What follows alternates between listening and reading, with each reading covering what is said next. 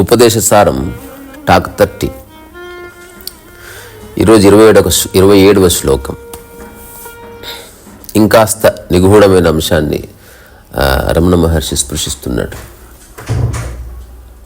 మనం దాదాపు అష్టావక్ర సంహితలో అయినా లేకపోతే నిర్వాణ షట్కంలో అయినా దేంట్లో అయినా ఒకటి స్పష్టంగా తెలుస్తుంది. ఏవేవి నీవి కావో వాటిని వదిలించుకో. వేటితో ఐడెంటిఫై అవుతున్నావో వాటితో ఐడెంటిఫై అవ్వకు. తాదాత్మ్యత వద్దు. ఇది సందేశం బేసికల్లీ. ఇప్పుడు ఈరోజు శ్లోకంలో దేన్ని చూసుకొని ఒక మనిషి విరవేగుతున్నాడో, మురిసిపోతున్నాడు, దేనివల్ల మనిషికి గుర్తింపు వస్తుందో దాన్ని అవాయిడ్ చేస్తున్నాడు.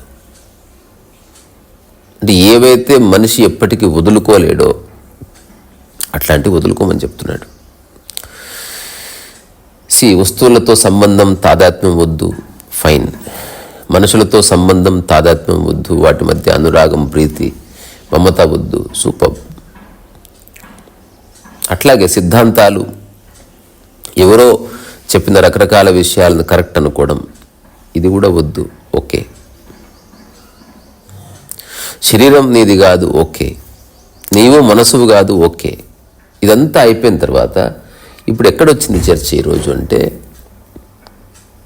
ఏదైతే నువ్వు సమాచారాన్ని జ్ఞానం అనుకుంటున్నావో, ఏదైతే నీకు తెలుసును అనుకుంటున్నావో అది కూడా నువ్వు వదిలేయి, అది కూడా నీవు కాదు. సో జ్ఞానానికి అజ్ఞానానికి అతీతమైన ఒకానొక సహజ జ్ఞానం ఉంది, అక్కడ నిలబెడు, దానికే చైతన్యం అని పేరు అని చెప్తున్నాడు. సో దానిలోకి వెళ్ళే కంటే ముందు రమణ మహర్షి గురించి రాసుకున్న పోయే ఊరికే చదువుతాను, సరదాగా వినండి. వదనం సహజం రమణీయం, జ్ఞానం సదా స్మరణీయం, సాకారం సునిశ్చలం, ఆకారం అరుణాచలం, రూపం అతి కోమలం, నిశ్చల సుందర శ్యామలం, నడిచే అరుణ కిరణం, కురిసే కరుణ శిఖరం, సర్వ ప్రాణకోటి సమానం, సమత్వమే ఆత్మ ప్రమాణం, నిర్గుణ మౌన ప్రసాద ద్వారం, కర్తా శూన్య ఉపదేశసారం, రీసామృతవాక్ అద్వయం, రమణాని స్థితి నా హృదయం, రమణాని స్థితి నా హృదయం. ఇప్పుడు విషయంలోకి వెళదాం. అసలు జ్ఞానం ఎట్లా వస్తుంది? దేన్ని మనం జ్ఞానం అనుకుంటున్నాం అంటే, చూస్తున్న నీ మనసుకి ఎదురుగున్న వస్తువుకి దాని మధ్య ఉన్న సంబంధం, దాన్ని చూసినప్పుడు కలిగే క్యూరియాసిటీ, దాని పట్ల నీకు కలిగిన జిజ్ఞాస, అది మెల్లగా జ్ఞానంగా పరిణమిస్తుంది. ఒక చిన్న పిల్లవాడు ఉన్నాడు. ఇప్పుడు అతి జీవితానికి జ్ఞానం ఎంతవరకు అవసరం? అసలు జీవితానికి జ్ఞానం అవసరమా లేదా? ఏ మేరకు అవసరం అంటే, నిజంగా జీవించడానికి గొప్ప జ్ఞానం అక్కర్లేదు. సో అది ఏ మేరకు అవసరమో ఆ మేరకు తెలుసుకుంటే సరిపోతుంది. సో ఎక్కువ తెలుసుకోవడం వల్ల తప్పని కాదు, ఆ తెలుసుకున్న దాంతో ఐడెంటిఫై అవ్వకూడదు అని చెప్తున్నాడు అంతే.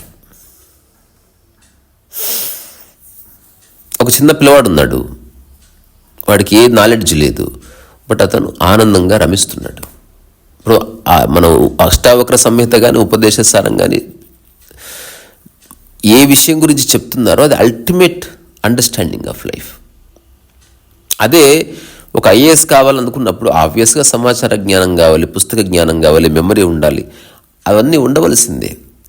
కానీ ఒకవేళ మనిషి జీవితంలో ఇవేవీ కాదు, అసలు జీవితం నేను ఆనందంగా ఉండాలనుకుంటున్నా, ప్రశాంతంగా ఉండాలనుకుంటున్నా, హాయిగా ఉండాలనుకుంటున్నా, ఏమీ పట్టనట్టు ఉండాలనుకుంటున్నా, ఎలాంటి డిస్టర్బెన్స్ లేకుండా ఉండాలనుకుంటున్నా, అన్ఇంటరప్టెడ్ స్థితిని ఎక్స్పీరియన్స్ చేయాలనుకుంటున్నా అన్నవాడికి ఇది ఒక అండర్స్టాండింగ్ అంతే. అంటే నిజంగా నేనెవరు అని తెలుసుకోవాలనుకునేవాడికి. సో మన కంటికి కనిపిస్తున్న వాటికి మనకున్న జిజ్ఞాసకి మధ్య ఉన్న సంబంధం వల్ల ఒకానొక జ్ఞానం. అందుకే జ్ఞానం అనేది వ్యక్తికి మారిపోతుంది. సో అందరూ వాళ్ళ పర్సెప్షన్స్ని బట్టి ఒక అండర్స్టాండింగ్ వస్తున్నారు అంతే. సో ఈరోజు శ్లోకంలోకి వెళదాం. అసలు ఏం చెప్తున్నాడు? జ్ఞానవర్జిత జ్ఞానహీనచిత్ జ్ఞానమస్తి కిం జ్ఞాతుమంతరం. సో జ్ఞానము అజ్ఞానం ఈ రెండింటిని దాటిన జ్ఞానమే నిజమైన జ్ఞానం. సమస్తమునకు అతీతమై సర్వాత్మకమై ఉండేటువంటి జ్ఞానాన్ని తెలుసుకోవడానికి వేరు వస్తువు ఏమున్నది అంటే, ఇంతవరకు జ్ఞానం అనే దాన్ని మనం ఎక్స్ట్రాక్ట్ చేయాలంటే మనం వేరే వాటితో సంబంధం పెట్టుకుని ఉన్నాం. అది తెలిసిందే. ఎందుకంటే జ్ఞానం అనే పదం ఏ విషయం గురించి జ్ఞానం అనే చెప్పవలసి వస్తుంది. అదర్వైజ్ జ్ఞానం అనే పదం ఎట్లా ఉపయోగిస్తాం? ఏ విషయం గురించి అజ్ఞానం అంటే ఏ విషయం తెలియకపోతే అజ్ఞానం, ఒక విషయం గురించి తెలిస్తే జ్ఞానం, ఒక విషయం గురించి కొంత తెలిస్తే కొంత జ్ఞానం, ఒక విషయం గురించి ఎక్కువ తెలిస్తే ఎక్కువ జ్ఞానం, ఒక విషయం గురించి చాలా తెలిస్తే మొత్తం తెలిస్తే మహాజ్ఞానం, మ్యాస్ట్రో. మరి వాట్ అబౌట్ ఇప్పుడు ఒక ఒక ఒక ఫోన్ అంటే ఏమిటి అని ఫోన్ని మొత్తం తెలుసుకొని ఫోన్ గురించి తెలుసుకున్నాం. అసలు phone, the very purpose of phone ఏమిటి అంటే, ఎవరన్నా మాట్లాడితే వినబడాలి, అవతల వాళ్ళకి వినబడాలి, అవతల వాళ్ళు మాట్లాడింది ఈ ఫోన్లో వినబడాలి, అంతకు మించి పర్పస్ ఏం లేదు. So that is the core of any phone. అట్లా మరి వస్తువు నీవే అయినప్పుడు దాన్ని నువ్వేం చెప్తావు? What is the core of you? దానికే స్వీయ విచారణ అని పేరు అన్నమాట. ఇప్పుడు నీ ఇంద్రియాలు లేకపోతే నీలో ఏ సమాచారము జ్ఞానము లేదు, కానీ నీవు ఉన్నావు అని తెలుసుకోవడం జ్ఞానం. సో ఈ జ్ఞానము అజ్ఞానమునకు అతీతమైన నిజమైన జ్ఞానం అన్నది, అది వస్తుపరమైన జ్ఞానము, లేకపోతే నీ ఎదురుగా ఉన్న రకరకాల మనుషుల గురించి తెలుసుకున్న సమాచారము, లేకపోతే రకరకాల పుస్తకాలు, అందులో ఆధ్యాత్మిక గ్రంథాలు కూడా ఉండి ఉండవచ్చు. అట్లాంటి వాటిని ఎక్స్ట్రాక్ట్ చదివి నువ్వు బట్టి తీసుకున్న సమాచారము కాదు. వీటన్నిటికీ అంటకుండా వెనక నిలబడ్డటువంటి ఒకానొక చైతన్య స్థితి గురించి మాట్లాడుతున్నాడు. ఇది భాషలో చెప్పడం కష్టమే, కానీ ఇంతకుముందు చెప్పిన ఒక అనాలజీ తిరిగి రిపీట్ చేస్తా, దానికి జవాబు తెచ్చుకోండి. ఇప్పుడు ఒక తాజ్మహల్ తెలుసా అంటే తెలుసు అండి అంటాం, అంటే అది బయటి వస్తువు, దాని గురించి కొంత సమాచారం తెలిసింది, దాన్ని నువ్వు చూసావు. సో ప్రతి మనిషికి సమాచార అనుభవం ఉంటుంది, ఆ తర్వాత జ్ఞానానుభవం ఉంటుంది, ఆ తర్వాత తానే స్వయంగా ఏదైనా తయారు చేసినప్పుడు ఆ విషయం పట్ల ఒకానొక విధమైన ప్రజ్ఞానుభవం ఉంటుంది. సో తాజ్మహల్ చూడకుండా తెలుసు అని చెప్పేవాళ్ళు ఉంటారు, తాజ్మహల్ చూసి చెప్పేవాళ్ళు ఉంటారు, నాకు తెలుసు. మరి తాజ్మహల్ తయారు చేసిన వాడి సంగతి ఎవరు చేసినప్పటికీ వాడుకున్న అనుభవం ఎటువంటిది, వాడుకున్న మాటలు వాడు ఒకవేళ చెప్తే ఎట్లా చెప్తాడు అన్నది పాయింట్. ఇప్పుడు ఎంతమందిని అడిగితే అన్ని రకాలుగా చెప్తారు, బికాజ్ వస్తువు ఒకటే, కానీ చూసి వాళ్ళ దృష్టికోణం మారింది, వాళ్ళ యొక్క ఛాయిస్ ఆఫ్ ఇంట్రెస్ట్ మారింది, వాళ్ళ జిజ్ఞాసలో ఉన్న తీవ్రత హెచ్చుతగ్గుల వల్ల రకరకాలుగా సమాచారం జ్ఞానం ఎక్స్ట్రాక్ట్ అవుతుంది. ఇప్పుడు ఎవడైనా నాకు తాజ్మహల్ గురించి పరిపూర్ణంగా తెలుసు, అసలు తాజ్మహల్ ఎందుకు కట్టారు అంటే ఏదో ఒక్క మాటలో చెప్పినట్టు చెప్తాడు కదా. ఇప్పుడు ఆ వస్తువు ప్లేస్లో నిన్ను నువ్వు పెట్టుకో, అసలు నీవెవరు, నువ్వెందుకున్నావు?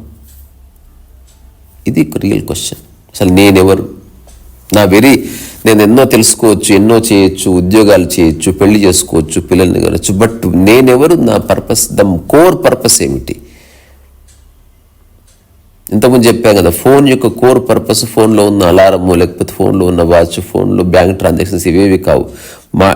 ఏమన్నా ఉండొచ్చు, ఉండకపోవచ్చు, ఒక్కటి ఖచ్చితంగా ఉంటుంది ఫోన్లో, వేరే వాళ్ళు మాట్లాడితే ఇక్కడ వినబడాలి, ఇక్కడ మాట్లాడింది అక్కడ వినబడాలి. This is the purpose of phone. అట్లా what is the purpose of this very being అని క్వశ్చన్ చేసుకుంటే ఒక్కటి తెలుస్తుంది, ఏ పర్పస్ లేదు. ఉన్న వాటిని అనుభవించు, దేన్ని సొంతం చేసుకోకపోవడం, తద్వారా మనసులో ఏ క్లేశం ఏర్పడదు. శరీరాన్ని శుద్ధంగా పెట్టుకున్నట్టే, క్లీన్గా పెట్టుకున్నట్టే మనసును క్లీన్గా పెట్టుకోవడం.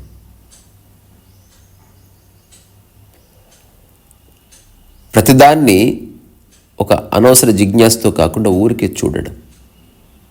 తన ఎగ్జిస్టెన్స్కి ఎంత అవసరమో అంత గుర్తించడం. ఎంత బట్ట అవసరమో అంత బట్ట, ఎంత తిండి అవసరమో అంత తిండి, ఎంత ప్లేస్ అవసరమో అంత తిండి. అన్ని రకాల జిజ్ఞాసల నుంచి శాశ్వతంగా బయటపడటం. ఒకసారి రమణ మహర్షిని చూడండి.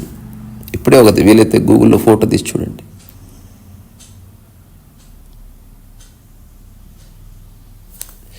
తన ఎగ్జిస్టెన్స్కి ఎంత అవసరమో అంతవరకు.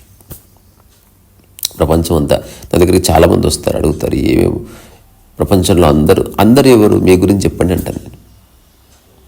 అక్కడితో చర్చ అయిపోతుంది.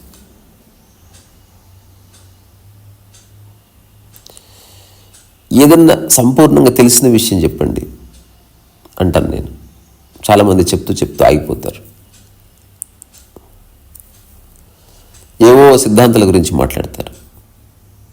సిద్ధాంతం ఉంది, అది ఉన్నా లేకున్నా మీరున్నారు, మీ సంగతి చెప్పండి అంటాను. సో విషయం స్వయంలోకి వచ్చినప్పుడు చర్చ ఎక్కువసేపు ఉండదు. అంటే ఇన్ జనరల్గా గాసిప్పింగ్ వేరే. ఇప్పుడు నా గదిలో గాసిప్పింగ్ ఉండదు కాబట్టి మౌనమే ఉంటుంది అంతే. అంటే ఈదర్ సబ్జెక్ట్ నీవు, లేకపోతే నేను, లేకపోతే సత్యం ఏమిటి తెలుసుకోవడం. మిగతాదంతా బక్వాస్ చూడదోసుకో.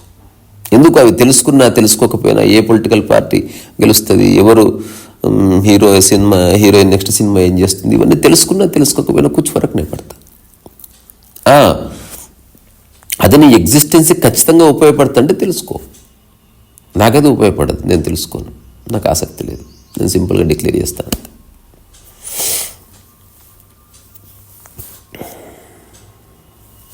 ఇంకా స్వయం నేనెవరు అంటే అసలు ఒక అనామకుడివేని,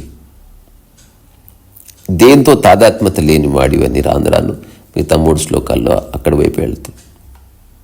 ఏది నాది కాదని తెలుసుకున్నవాడిని, అవసరం కోసం అన్నీ ఉపయోగించుకుంటున్నాను, వాటి పట్ల ఒక సహజమైన కృతజ్ఞత ఉన్నవాడిని అని తెలుసుకున్నవాడిని. ఏ భేదభావం లేదు అంతర్గతంగా అని తెలుసుకున్నవాడిని. ప్రేమించడం లేదు, ప్రేమే అయి ఉన్నానని తెలుసుకున్నవాడిని. దేన్ని మనసు పట్టుకోకపోవడం వల్ల ఆ మనసే చైతన్యమై ప్రకాశిస్తుంది అని స్వయంగా తెలుసుకున్నవాడిని. నా సహజ నిశ్చల ఆనంద స్థితులు దాన్ని డిస్టర్బ్ చేసే అంశం రాగానే గుర్తించే ఒక ఎరుకను అని తెలుసుకున్నవాడిని.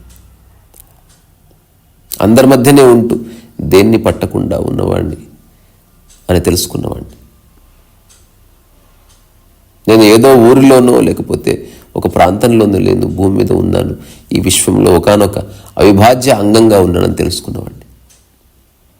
నేను ఎవరన్న ప్రశ్నకి సమాధానాలు అన్నీ ఒకటే సమాధానం అనుకుంటే. ఇంతే సత్యం, ఇది సత్యం, ఇది జ్ఞానం, ఇది ధ్యానం. రీసారస్ వాయిస్.